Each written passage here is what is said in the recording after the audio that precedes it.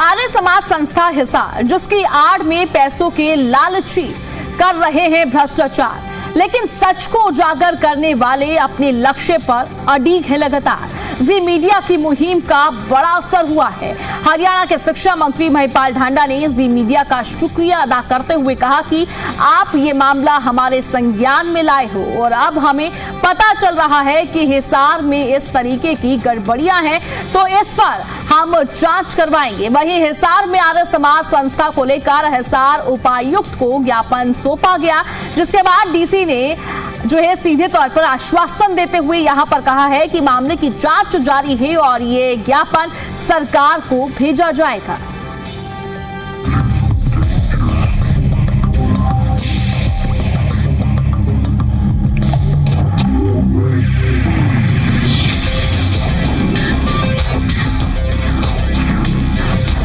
मंजिल उन्हीं को मिलती है जिनके इरादे बुलंद होते हैं, रास्ते खुद झुक जाते हैं जब कदम मजबूत होते हैं। वाकई सच्चा मन और मजबूत दिमाग हमेशा मंजिल पर पहुंचने में सहायक होते हैं। जी मीडिया की खास मुहिम रंग ला रही है। हमने जो बेड़ा उठाया था वो अपने मुकाम तक पहुंचने लगा है। जी हाँ, जी मीडिया की खास मुहिम आर्य समाज संस्था हिसार की आड़ में पैसों के लालची, स्वार्थी और भ्रष्टाचारियों को बेनकाब करने का मिशन अब सिर चढ़ रहा है। हमारी खबर का बड़ा असर हुआ है। हरियाणा के शिक्षा मंत्री महिपाल ढांडा ने जी मीडिया का शुक्रिया अदा करते हुए कहा है कि आप ये मामला हमारे संज्ञान में लाए हो।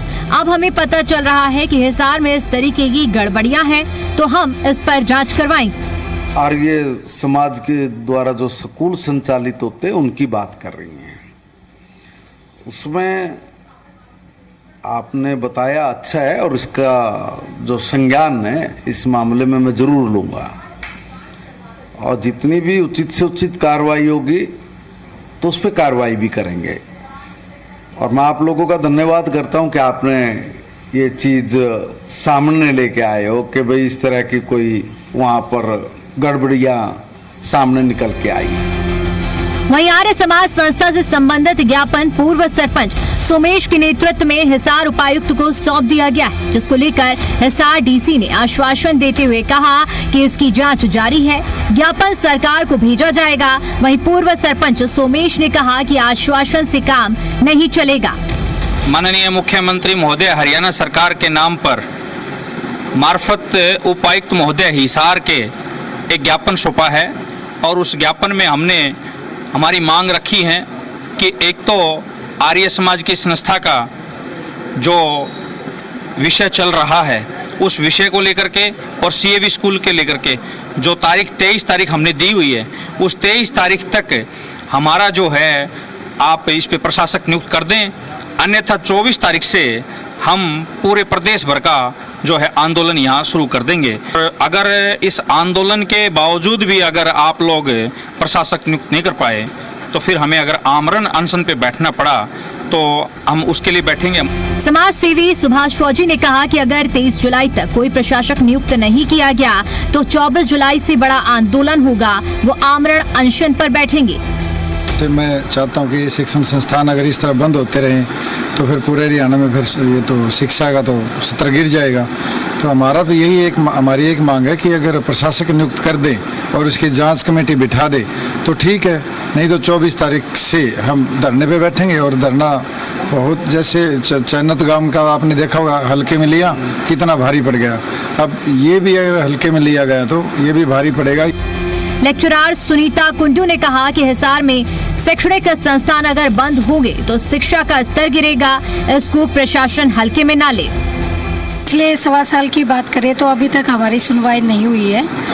हम लोग पिछले 6 मई से 2025 से 3 महीने के लिए पहले धरने पे भी बैठे थे और एक स्कूल की जांच कमेटी गठित की थी जिसकी रिपोर्ट हमें जुलाई में मिल गई थी और उस रिपोर्ट की वजह से ही हम 25 जुलाई 2025 को धरने से उठे थे, इस उम्मीद से कि वो रिपोर्ट लागू करके स्कूल को खोल दिया जाएगा।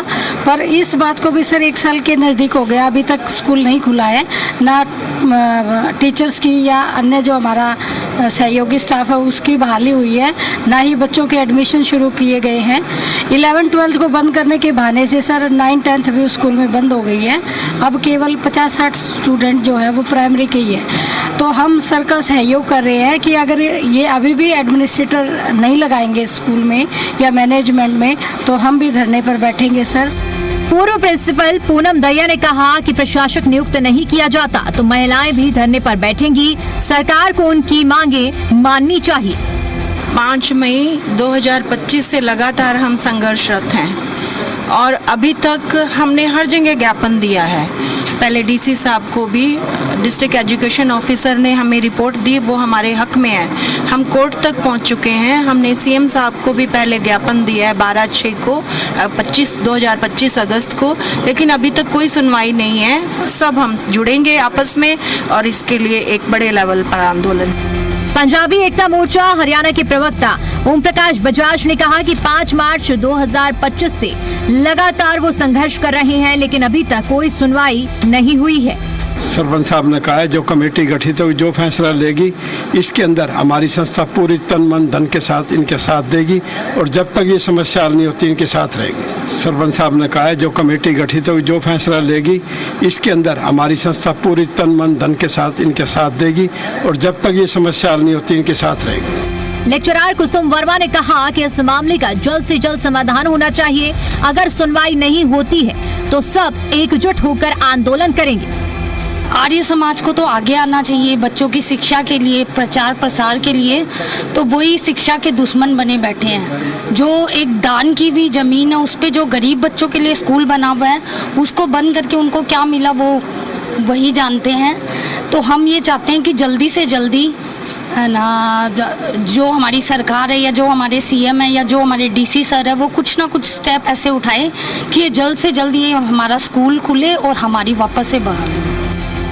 पूर्व पार्षद सुशील शर्मा ने कहा कि अध्यापकों को बिना नोटिस के हटाया गया। हिसार आर्य समाज संस्था को शिक्षा के लिए आगे आना चाहिए, जो कि शिक्षा के दुश्मन बन बैठे हैं। गरीब बच्चों के लिए स्कूल बना हुआ है, उसको बंद करके उनको क्या मिलेगा।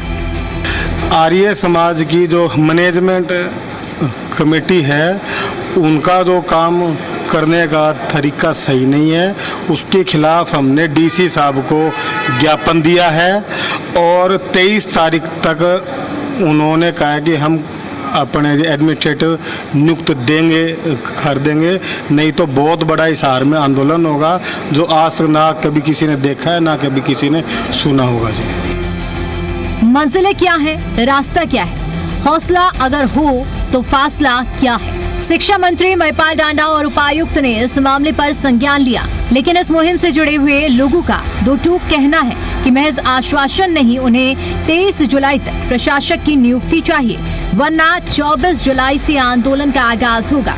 हिसार से देवेश कुमार और दिल्ली से तान्या की रिपोर्ट, जी मीडिया।